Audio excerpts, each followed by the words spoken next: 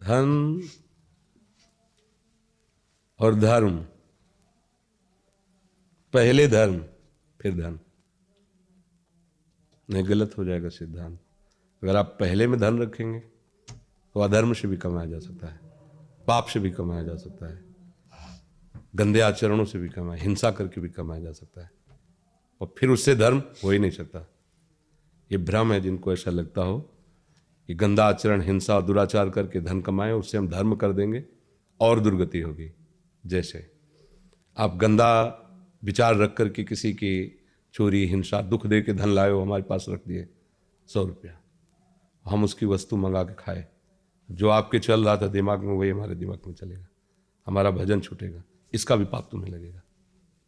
वो तो पाप करके लाए ही हो, तुमने सोचा धर्म में 100 रुपये लगा दिए, हमारी बात बन गई। नहीं, एक एकांतिक भजन करने वाले को जाकर विक्षेप पहुंचा, इसका भी पाप लगेगा आपको, इसका भी दर्द। ये लोग नहीं जानते हैं, वो सोचते हैं कि गंदे आचरण करके कमाओ साधु महात्मा, या कहीं दान पुण्य कर दो, उसका कुछ हिस्सा गया और ये शेष पवित्र हो गया। तो पहले बात तो प्रश्न में सुधार कि धन और धर्म नहीं, धर्म और धन है, क्योंकि सिद्धांत ये 4 पुरुषार्थ हैं, धर्म, अर्थ, काम, मोक्ष। धर्म और मोक्ष के बीच में दोनों को रखा गया है। अर्थ माने धन और काम माने कामनाओं की पूर्ति। धर्म के द्वारा कमाए हुए धन से अपनी उन कामनाओं की पूर्ति करो जिनका लक्ष्य मोक्ष हो। मोक्ष माने भगवत प्राप्ति, सार्थक हो जाएगा।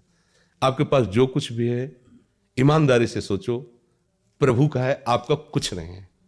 आपका ये रूप, आपकी सामर्थ्य, आपकी बुद्धि, ये आपकी रचना नहीं है, आपकी है वो आप इसमें किसी में नहीं। तो एक बाल भी जो गिरने वाला है हम उसे नहीं रोक पाएंगे, एक बाल भी।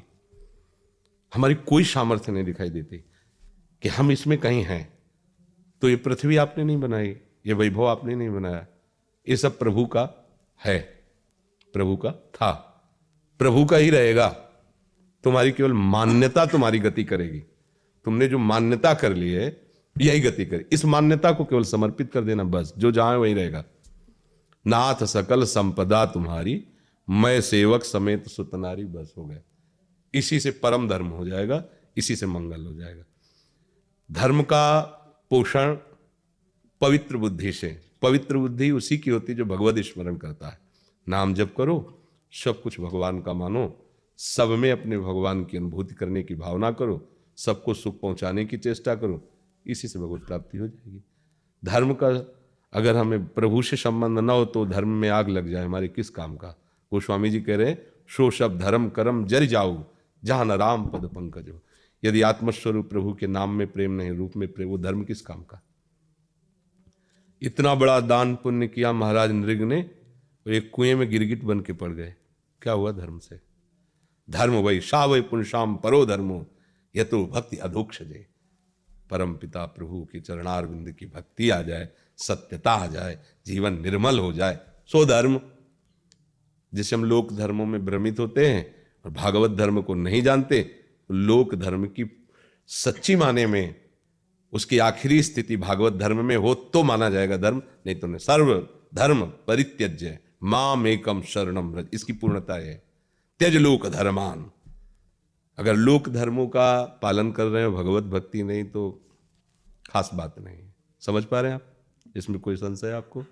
हाँ, तो पहले धर्म का चिंतन करो, फिर धन की व्यवस्था पर दृष्टि जाए कि ये हम जो धन कर ले रहे हैं या जो कार्य कर रहे हैं धर्म है कि नहीं।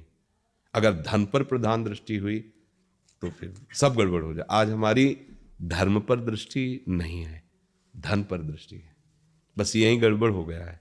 तो आप देखो, शराब पीना, व्यभिचार करना, गंदे आचरण करना, दूसरों को छल कपट, दुख, हिंसा, ये क्या हमारी मनुष्यता है?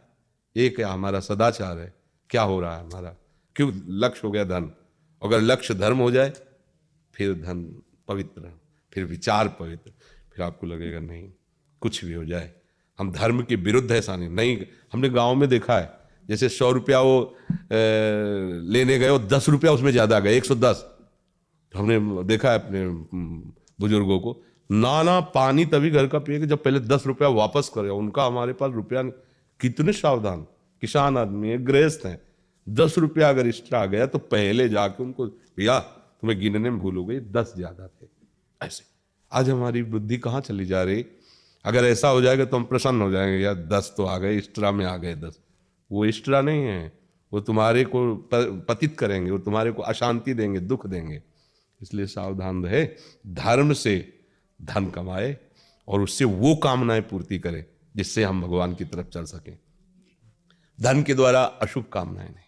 जैसे आज का विचार बुद्धि वाला मानो, खूब रुपया है तो हम जिसके साथ चाहे जैसा व्यवहार कर सकते हैं, रुपये से खरीद सकते हैं, ये कर सकते हैं, वो कर, उसका परिणाम तो देखो ना, परिणाम क्या होगा ये उनको पता नहीं।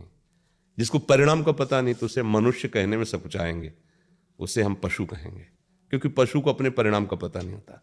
वो घास के लोभ से अंधे कुएं में भी गिर जाएगा, उसको पता नहीं होता। पशु को पता नहीं होता कि ये मेरी बहन है कि बेटी है कि क्या है, उसको कुछ पता नहीं। वो तो जो वासना जैसी इच्छा हुई वैसा कर बैठा। अगर ऐसा ही है मनुष्य में तो मनुष्य रूपेण मृगाः चरन्ति, वो मनुष्य रूप में पशु है, मनुष्य नहीं है।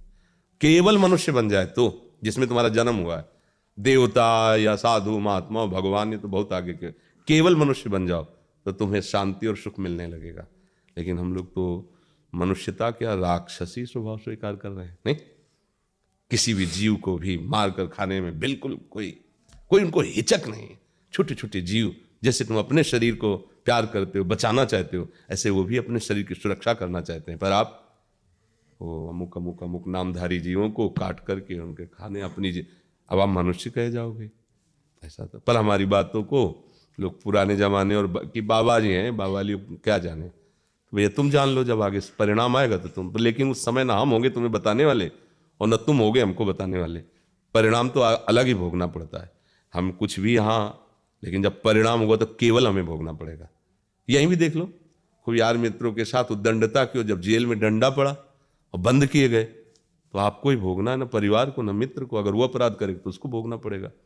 इसलिए सब सावधान रहो, धन को प्रधान मत रखो। धन के आगे पहले धर्म लगाओ कि धर्म से है कि नहीं। अगर धर्म से नहीं तो फिर अगर धन की प्रधानता हो गई तो उसकी हालत खराब हो जाएगी। सोचो, धन की प्रधानता में अपने शरीर को बेच सकते हैं, धन की प्रधानता में अपने धर्म को बेच सकते हैं। धर्म की प्रधानता अगर नहीं रही तो माता पिता का अपमान कर सकते हैं। क्या नहीं कर, आप देखो जितने भी बड़े बड़े अपराध होते हैं उनका कारण केवल होता है धन की प्रधानता। ये बुढ़ा बुढ़ी मर नहीं रहे हैं, अभी खास के समय अगर जल्दी मरे, प्रॉपर्टी हमारे नाम आवे, मौज हो तो क्या करें, फिर डॉक्टर के पास गए। कुछ ऐसी जो औषधि में धीरे धीरे इनके डॉक्टर भी धन की प्रधानता वो दे देगा, तुम्हारे धन की प्रधानता उनको दे दे, परिणाम दोनों का अंतिम ऐसा निर्णय निकलेगा वैसे। तो इसलिए सबसे प्रार्थना है, धन की आवश्यकता जीवन में है पर धर्म से युक्त होकर। अगर अधर्म तो फिर आप ये जरूर मान लेना कि आपके पास बहुतायत दिखाई देगी, पर वो ऐसा नष्ट होगा तुम्हारे सामने कि किसी काम के नहीं रहोगे, रोगे इस बात के लिए कि मैंने ऐसी गलती क्यों की। कोई उपाय नहीं रहेगा आपका। आपका पुत्र जिनके लिए तुम धन कमा रहे हो, आपका शरीर, आपका मन, आपके विचार आपको जला के राख कर देंगे। देख लेना, ये जो डिप्रेशन, घबराहट, भय, अब क्या करूं, आत्महत्या कर लूं, ये वही उपाय है जो तुमने केवल धन को समझा, धर्म को नहीं समझा। तो धन है, सब व्यवस्था है, सब कुछ जमा कर लिया, लेकिन शांति नहीं है। जिनके लिए जमा किया वही ऐसे टॉर्चर वाले वचन बोलेंगे, ऐसी चेष्टा करेंगे तुम्हारे सामने, तुम्हें लगेगा कि अब क्या, अब तो बस मर जाना ही अच्छा है। आ गए, परिणाम में आ गए। जिसके लिए तुमने सब कुछ किया वो कुछ नहीं तुम्हारा होगा। और धर्म से चलोगे तो माना कि एक सब्जी होगी, रोटी होगी सूखी, लेकिन आप प्रसन्न रहोगे, चैन से सो जाओगे, टेबलेट की जरूरत नहीं पड़ेगी, आपका ब्लड प्रेशर ठीक रहेगा, आप शांत रहोगे, आप जितने दिन जियोगे प्रसन्न रहोगे। प्रसन्नता पैसे से नहीं मिलती किसी को, वो धर्म से ही मिलती है। धर्म से जो चलता है वो प्रसन्न रहता है। अधर्म से जो चलता है हर्षित हो सकता है कि 1 करोड़ आ गए, लेकिन उसके साथ द्वंद्व लगा हुआ, शोकित। वो 1 करोड़ ऐसी जगह खड़ा करेंगे तुम्हें जहां कहीं भी तुम्हें आनंद नहीं मिलेगा, शोक ही मिलेगा। इसलिए सावधान रहे।